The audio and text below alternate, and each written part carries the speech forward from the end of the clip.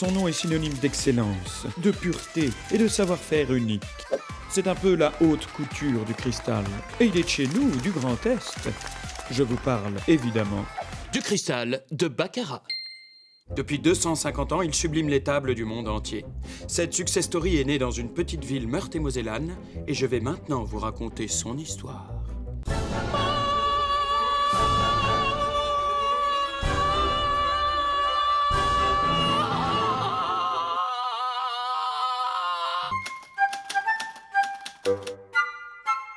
Tout d'abord, un petit point définition. Qu'est-ce que le cristal? Alors, chrysalide, Christophe Lambert... Cristal. Le cristal est du verre dans lequel on a mis de l'oxyde de plomb, ce qui le rend plus tendre à façonner.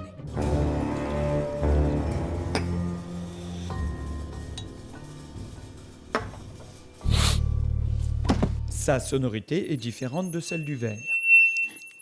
Bon, vous êtes au point. Revenons à la genèse du cristal de Baccarat. L'histoire débute dans les années 1760. À cette époque, les salines de l'évêché de Metz ferment. L'évêque de Metz propose alors au roi de les remplacer par une cristallerie.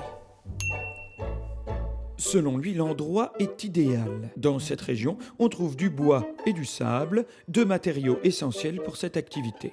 En 1764, Louis XV donne son accord. La cristallerie de Baccarat est née. 2 ans plus tard, la manufacture fabrique des carreaux à verre, des gobelets, des miroirs et bien sûr, des verres. Pendant la Révolution et les guerres de l'Empire, la cristallerie fonctionne au ralenti. Et pour cause, la main-d'œuvre est partie sur le front. Avec moi, les grognards! Oubliez Baccarat, nous sommes à Waterloo! Et cette fois-ci, pas de Bérésina! Et bon Dieu, le fusil n'a pas encore été inventé! Les propriétaires vont ensuite se succéder jusqu'à la faillite de la manufacture au début du 19e siècle. Louis XVIII va tenter de relancer la société. L'usine se modernise, les compagnies de verrerie et cristallerie de Baccarat prennent leur envol. En 1820, Baccarat participe à la première exposition nationale des produits de l'industrie. Ça y est, les premières commandes royales arrivent! Puis la manufacture se lance dans le verre d'apparat. En 1841, elle crée la collection d'Harcourt pour Louis-Philippe. Puis la couleur fait son entrée dans les collections. Bleu céleste, rouge, passion.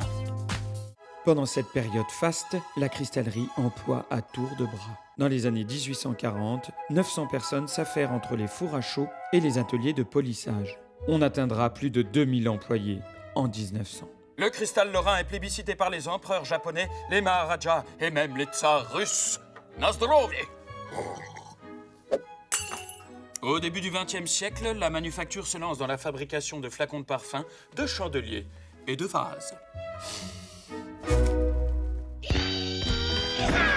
On retrouve Baccarat jusqu'à la Maison-Blanche, mais aussi chez le président mexicain et bien sûr à l'Élysée. Mangez des pommes. Baccarat rivalise désormais avec Dôme et la cristallerie de Saint-Louis, 2 autres maisons fameuses installées en Lorraine. Dans ces ateliers, ce sont aujourd'hui plus de 500 ouvriers qui continuent à entretenir la légende. Pas mal, non ?